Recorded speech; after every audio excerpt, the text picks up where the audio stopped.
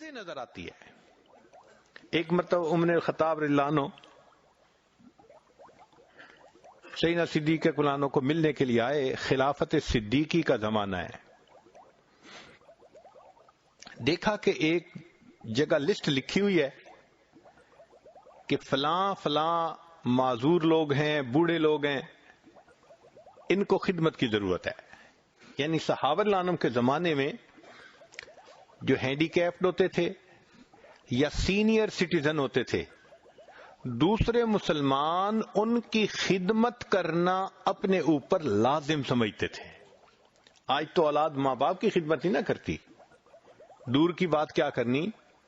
اس وقت اس کو ضروری سمجھا جاتا تھا، بلکہ اس کو جسم کی زکوٰۃ سمجھتے تھے کہ مال کی زکوٰۃ جیسے بندہ ادا کرتا ہے، اللہ کی رضا کے لیے کسی کی خدمت کرے، یہ گویا جسم کی زکوٰۃ نکل رہی ہے۔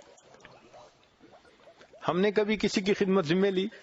سوچیں، کاش کہ اللہ ہمیں بھی توفیق دیتے۔ تو عمر رضی اللہ عنہ نے لسٹ پڑھی تو اس کے اوپر لکھا ہوا تھا فلاں بندہ اور اس کی فلاں خدمت اس نے ذمہ لے لی۔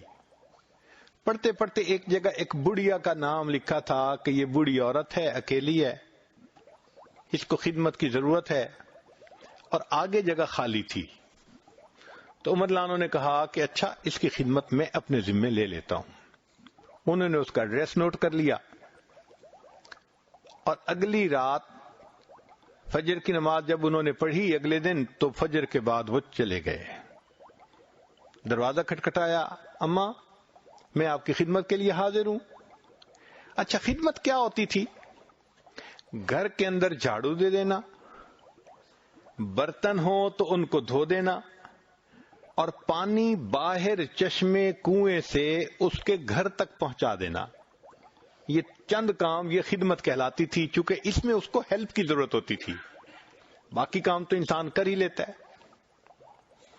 جب دروازہ کھٹکھٹایا تو بڑی اماں نے کہا کہ بھائی وہ تو کوئی خدمت کرنے آتا ہے، وہ کر کے چلا گیا۔ عمر رضی اللہ عنہ بڑے حیران ہوئے، کوئی آتا بھی ہے اور پتہ بھی نہیں لکھا ہوا کہ کون، اتنا وہ مخلص بندہ ہے۔ چلے میں اگلے دن تہجد کے بعد آ جاؤں گا۔ سیدنا عمر رضی اللہ عنہ نے اگلے دن تہجد پڑھی اور بڑھیا کے دروازے پہ، اماں میں خدمت کے لیے آ گیا۔ اس نے کہا بھائی وہ تو کوئی خدمت کے لیے آتا ہے اور خدمت کر کے چلا جاتا ہے۔ اماں کیا نام ہے؟ میں نے کبھی پوچھا نہیں، اس نے کبھی بتایا نہیں۔ قد کاٹ کیسے ہے، شکل کیسی ہے؟ بھائی وہ آ کے دروازہ کھٹکھٹاتا ہے، اماں پردہ کر لو تو میں کمرے میں چلی جاتی ہوں، وہ سارے کام سمیٹ کے پھر میری کنڈی کھٹکھٹا دیتا ہے کہ پردہ ختم ہو گیا، باہر آ جاؤ، وہ باہر چلا جاتا ہے، میں آ جاتی ہوں۔ آج تک میں نے اس کی شکل بھی نہیں دیکھی۔ عمر رضی اللہ عنہ بڑے حیران، یہ کون بندہ ہے کہ جو اتنے اخلاص سے خدمت کر رہا ہے؟ وہ بھی عمر الخطاب تھے۔ کہنے لگے اچھا، اگلے دن عشاء کی نماز پڑھی اور جا کر اس بڑھیا کے دروازے کے قریب کہیں چھپ کر بیٹھ گئے، دیکھتا ہوں کون آتا ہے۔ فرماتے ہیں کہ جب رات گہری ہو گئی، لوگ نیند کی آغوش میں چلے گئے، اس وقت میں نے دیکھا کہ کوئی بندہ بہت آہستہ آہستہ پاؤں اٹھاتے اٹھاتے اس بڑھیا کے دروازے کے قریب آیا۔ جب آیا تو میں نے پوچھا من انت، بھائی کون ہے آپ؟ تو اس کے جواب میں امیر المومنین ابو بکر صدیق لانو کی آواز آئی، میں ابو بکر ہوں۔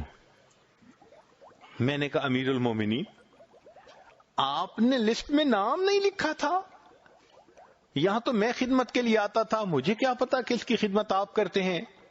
اور میں نے اگلا سوال پوچھا کہ امیر المومنین آپ کے پاؤں میں جوتے نہیں ہیں، آپ کے پاس تھے نہیں یا آپ گھر اتار کے آئے؟ تو سیدنا صدیق اکبر نے جواب دیا، عمر لوگوں کے آرام کرنے کا وقت ہے، میں نے اپنی جوتے گھر اٹھا کے رکھ دیے کہ ایسا نہ ہو میرے پاؤں کی آہٹ سے کسی کی نیند میں خلل نہ آ جائے۔ تو نبی علیہ الصلوۃ والسلام نے جو سبق پڑھایا تھا، پھر دیکھو صحابہ رضی اللہ عنہم نے اس سبق کو کیسے یاد کیا تھا۔ واضح نظر آتی ہے۔ ایک مرتبہ